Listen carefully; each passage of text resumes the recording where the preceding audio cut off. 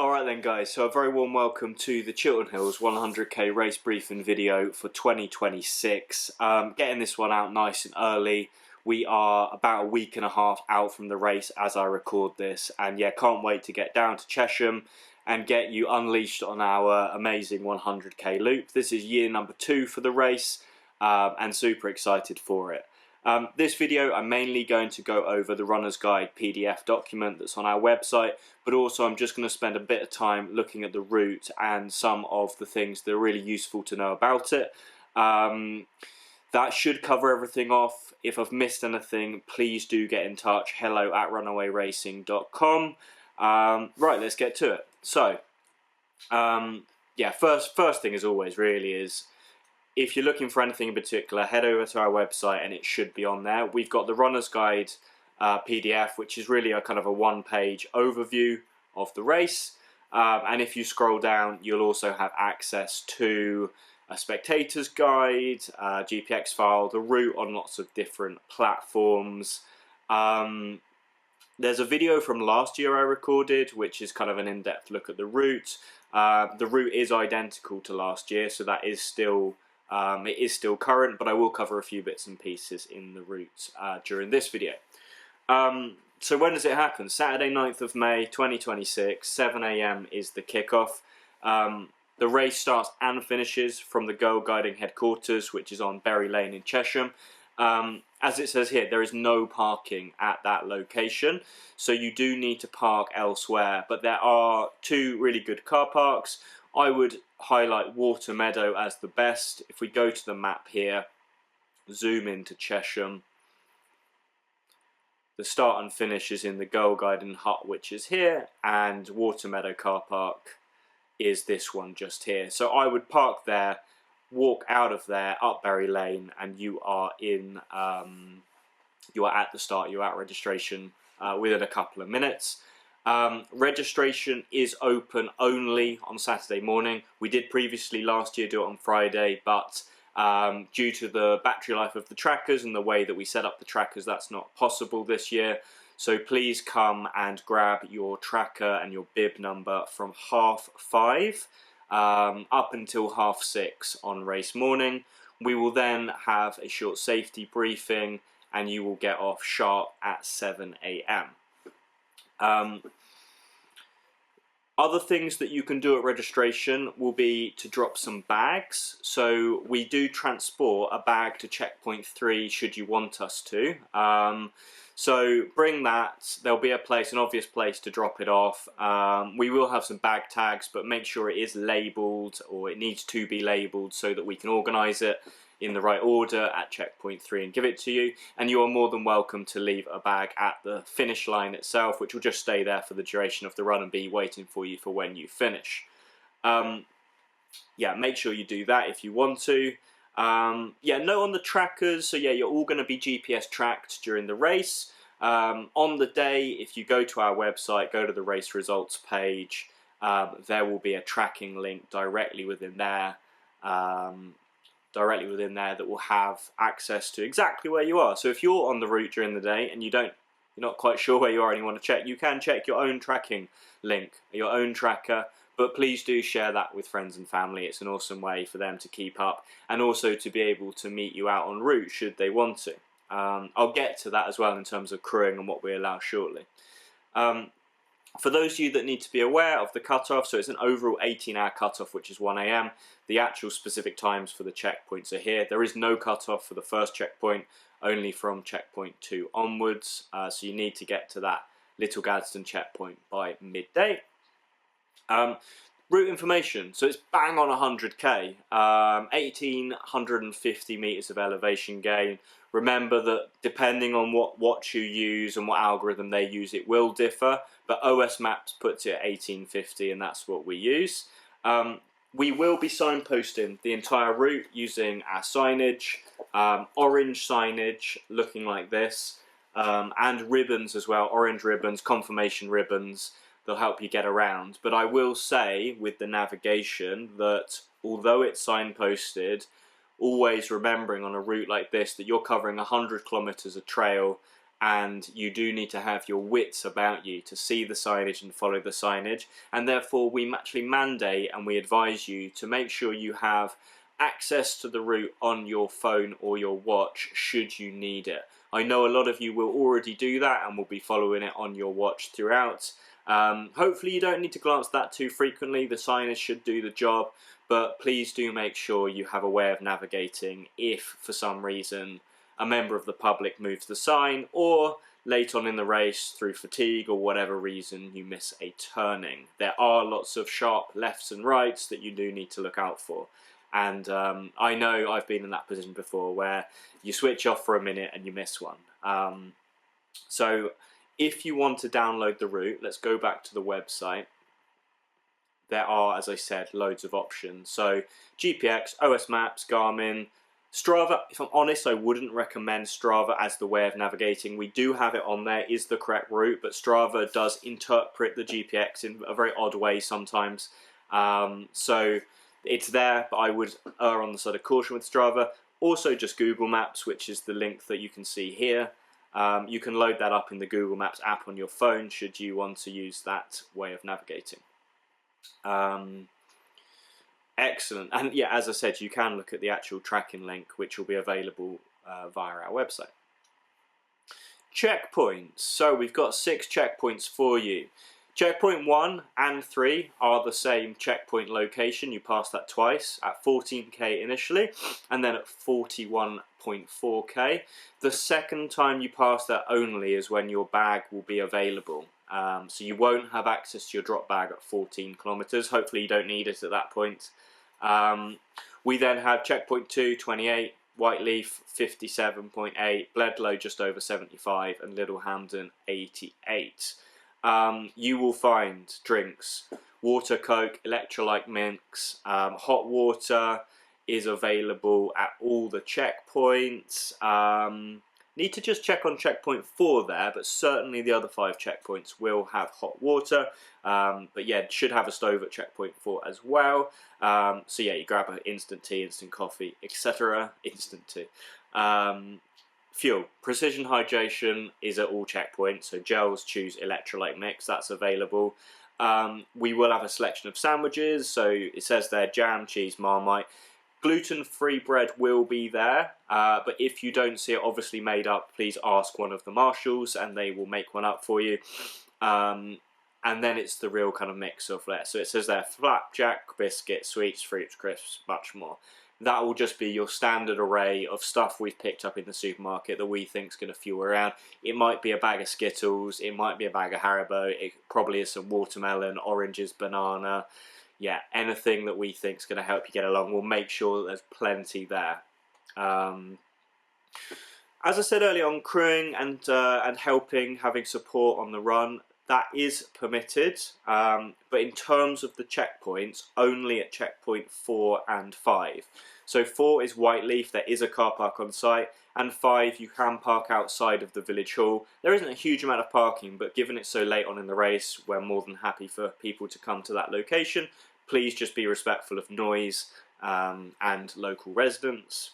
And it says here, crews are allowed to meet runners along the route outside of CP locations. So anywhere on the route you can be met, you can be given assistance in the sense that you can be given water, fuel, whatever that you might need, a hug.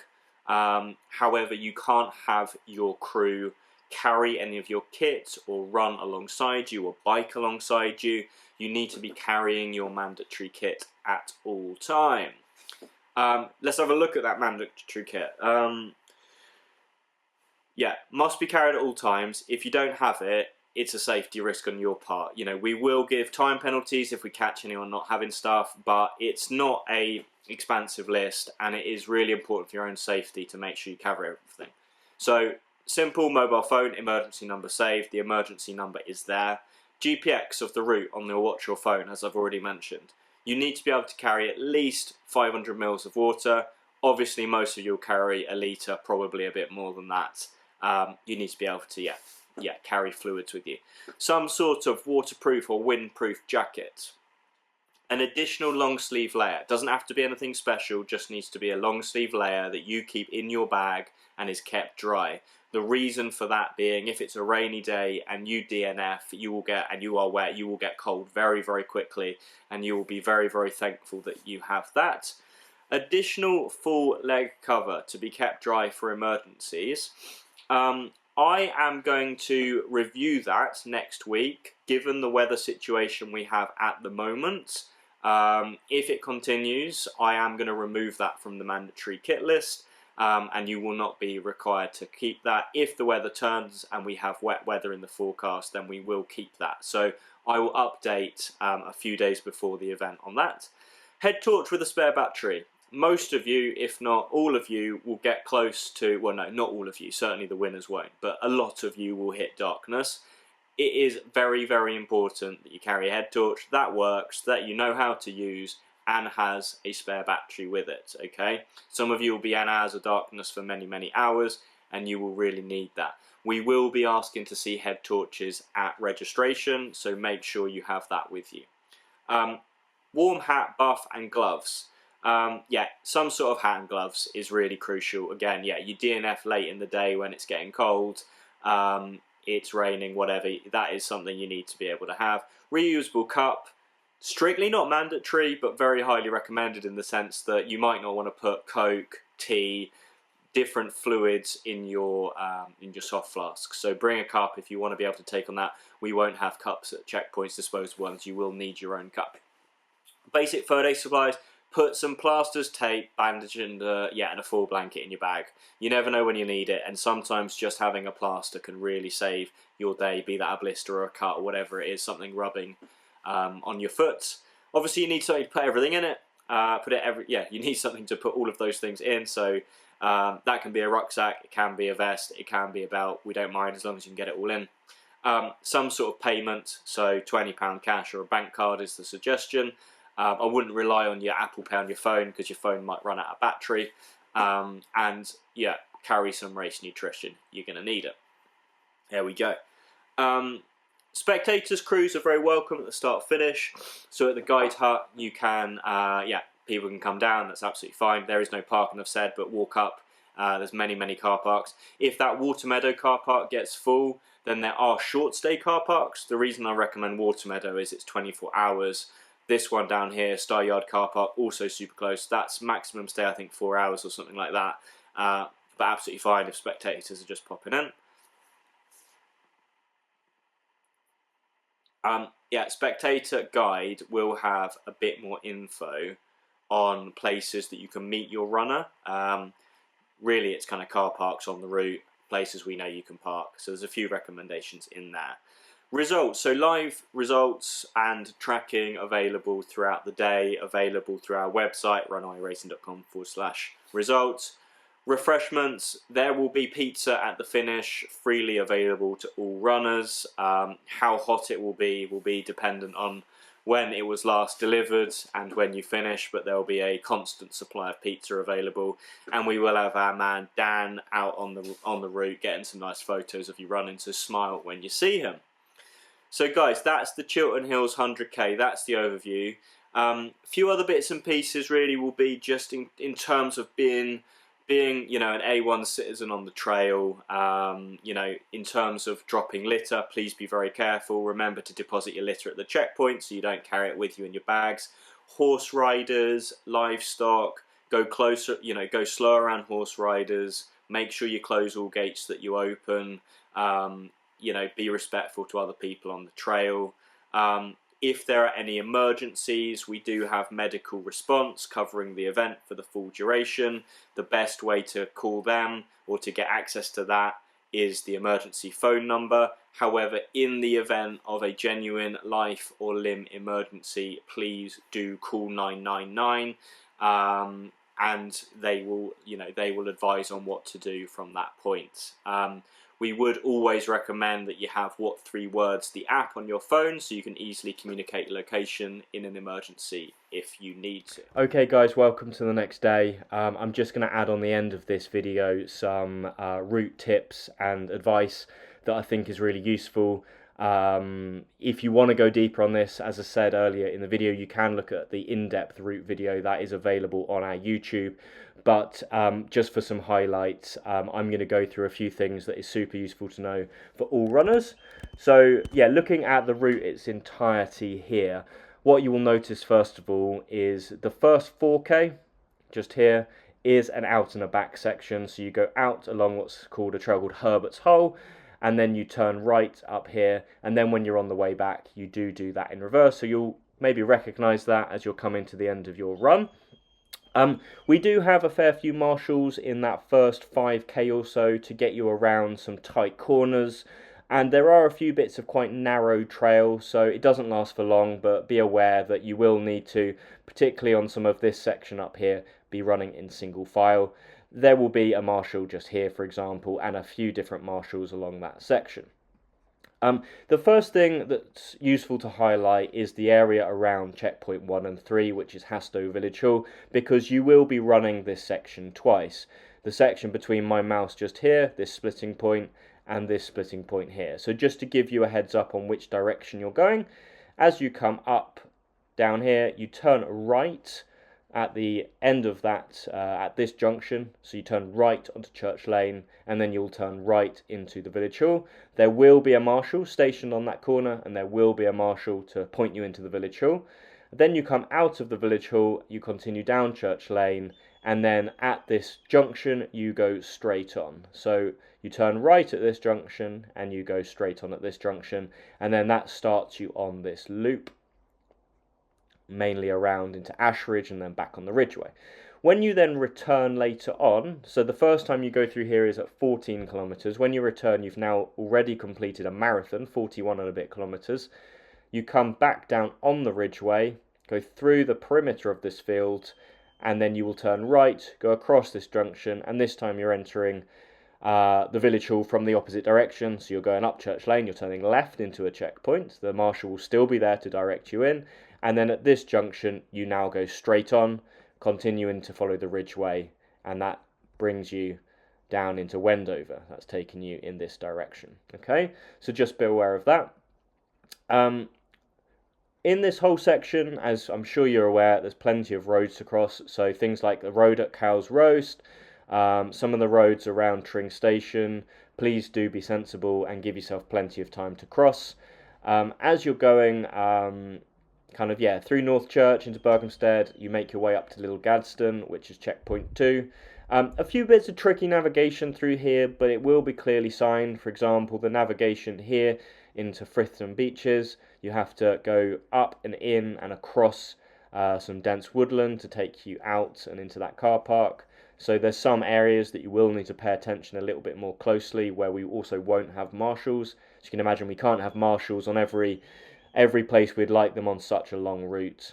Another highlight into checkpoint 2 is a lot of you'll be aware of this area going into Golden Valley of Ashridge Estate. We do have a marshal situated in Golden Valley to point you out of Golden Valley and up onto the road so you can get yourself into checkpoint 2. So a marshal will be stationed about here. You'll then follow this trail, get onto the pavement, and for checkpoint 2 you have to follow a short out and back to get to the checkpoint. So this is the checkpoint building here, this is the Village Hall.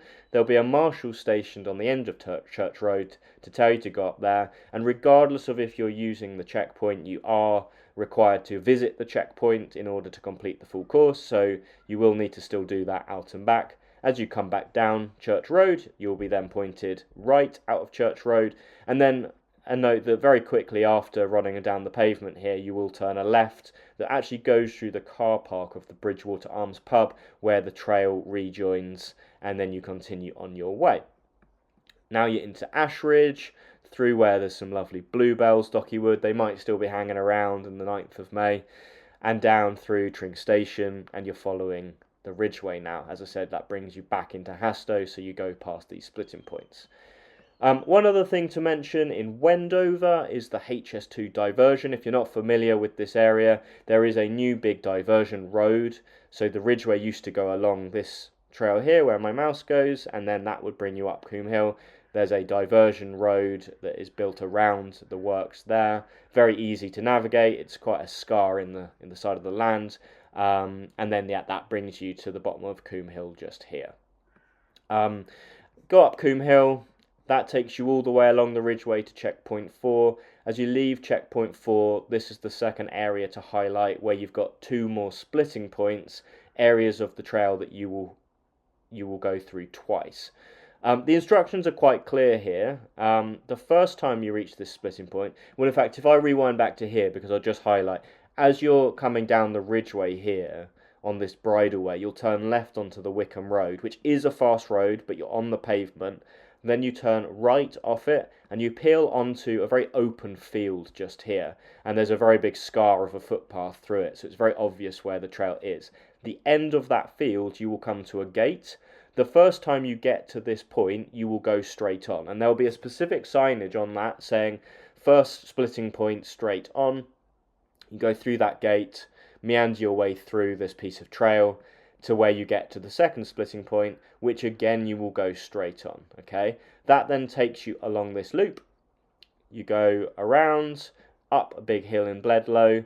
Would say as well, when you're going up this absolutely huge hill in Bledlow, you'll join some country lanes just here.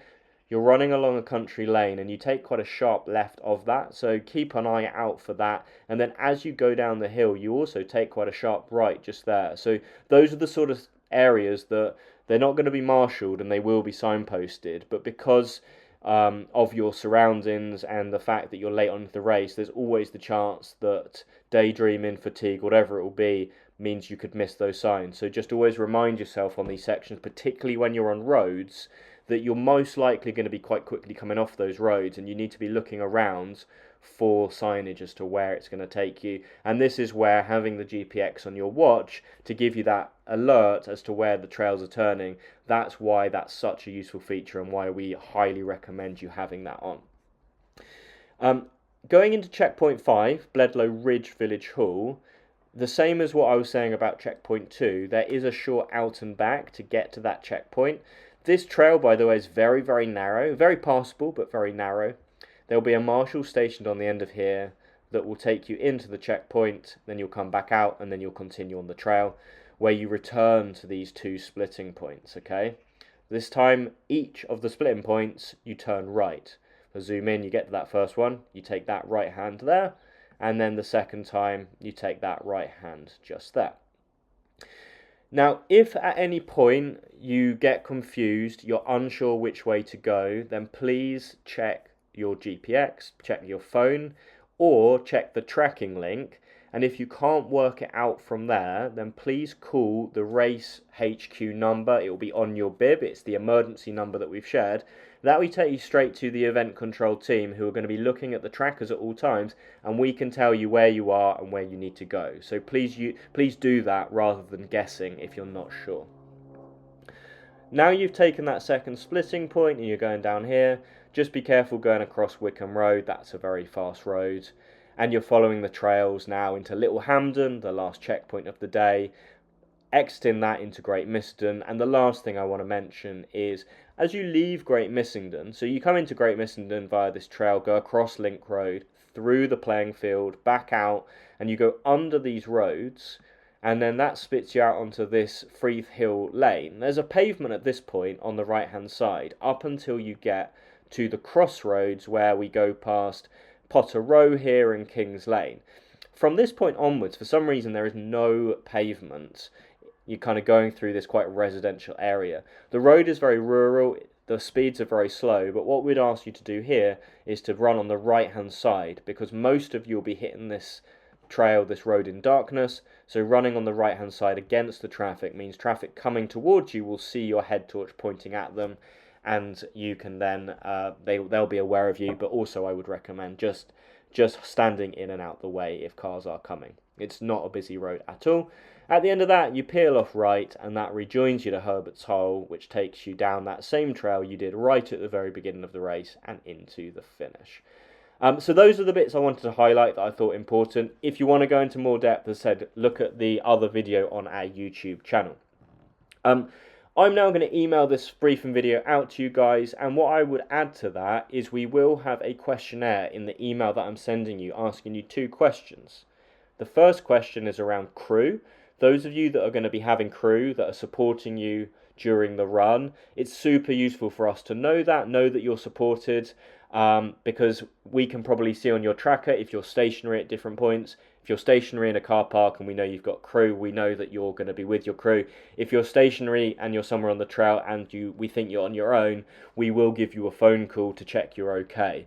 So please let us know if you have crew so that we're aware of that. The second thing, and this is of request of a few runners, is we are permitting people to have a runner accompany them, a runner that's not in the race accompany them, a pacer if you like, in the hours of darkness.